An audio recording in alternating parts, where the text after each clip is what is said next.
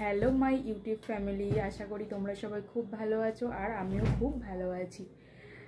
অনেক দিন কোনো ভিডিও পোস্ট করা হয়নি। ফার্স্ট ব্লগ বানিয়েছিলাম 1 মাস আগে, তারপরে আর কোনো ব্লগ করিনি, কারণ বুঝতেই পারছিলাম না যে কি ভিডিও বানাবো কি না করব। অনেক দিন পরে ভাবলাম যে না, এইভাবে তো ব্লগ করলে হবে না, তো আবার কন্টিনিউ করা যাক। আজকে 25শে মে, এখন সন্ধ্যে 7:30 বেজে গেছে। এখন আর তোমাদের সাথে কি ভিডিও শেয়ার করব, তবু আজকে রাতে কি রান্না করছি সেটুকুই তোমাদের সাথে শেয়ার করি। ওকে চলো বাবা, যাও আলু নিয়ে এসো, আলুর তরকারি বানাবো, তো সেই জন্য ছেলেকে বললাম আলু নিয়ে আসতে। যাও আলু নিয়ে এসো। Thank you. যা পড়ে গেল তো, দাও। Thank you.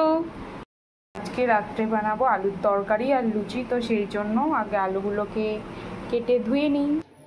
আলুগুলোকে কেটে ধুয়ে ফেলেছি, তারপর গ্যাসেতে কড়া বসিয়ে তেল গরম করে তার মধ্যে 5 ফোড়ন আর শুকনো লঙ্কা দিলাম।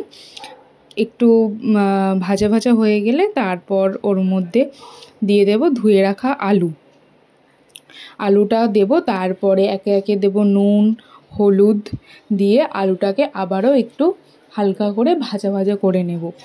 আলুটা একটু ভাজা ভাজা করে নিলে তাহলে আলুর তরকারির টেস্টটা খুব সুন্দর হয় আর কি। তো আমার তো আলুর তরকারি ভীষণ পছন্দের। তো তোমাদের কার কার খুব ভালো লাগে আলুর তরকারি আমাকে একটু কমেন্ট করে জানিও। তারপরই চলে এসেছে আমার রান্না করার পার্টনার, আমার হেল্পার বলতে পারো। যখনই আমি রান্না করি তখনই চলে আসে ও রান্না করবে বলে। দেখো এসে আমাকে হেল্প করছে, আলুর তরকারির মধ্যে টমেটো দিয়ে দিচ্ছে। টমেটোটা পরে দিলে তাহলে আলুর তরকারির কালারটা খুব সুন্দর আসে। তো ওকে বললাম তুই যেহেতু আমার সাথে রান্নাই করবি তো কর তাহলে। তারপর ওকে বললাম যে ঠিক আছে তাহলে আলুর তরকারির মধ্যে তুই জলটা ঢেলে দে। ওদিকে আলুর তরকারিটা হোক আর আমি এদিকে ময়দাটা মেখে নিই লুচি হওয়ার জন্য। আর জানো তো আমার না ময়দা মাখতে ভীষণ ভীষণ ভীষণ বিরক্ত লাগে, মানে একদম ভালো লাগে না বললেই চলে। ভীষণ একটা বিরক্তিকর জিনিস যাকে বলতে হয়। আমার এত বিরক্ত লাগে ময়দা মাখতে, তবু কী করা যাবে, বাড়িতে যখন কেউ নেই তো আমাকেই তো মাখতে হবে না। তো এদিকে আমার ময়দাটা মাখা হয়ে গেছে, আর এদিকে সিঙ্কে কিছু বাসন ছিল তো সেটাকেও ধুয়ে নিই। ধুতে ধুতে এদিকে আমার তরকারিও কমপ্লিট হয়ে গেছে। শুয়েছো কেন?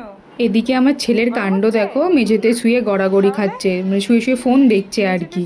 ছেলের সাথে কিছুক্ষণ খেললাম, তারপরে খাবার আগে লুচিটা ভাজলাম, কারণ গরম গরম লুচি খেতেই তো ভালো লাগে না। তো কিছুটা লুচি প্রথমে বেলে নিয়েছিলাম, তারপর একে একে তেল গরম করে ভেজে নিচ্ছিলাম। আমার লুচি কিন্তু গোল হয় না, ঠিক আছে? তো তোমরা কেউ দেখে আবার হেসো না কিন্তু।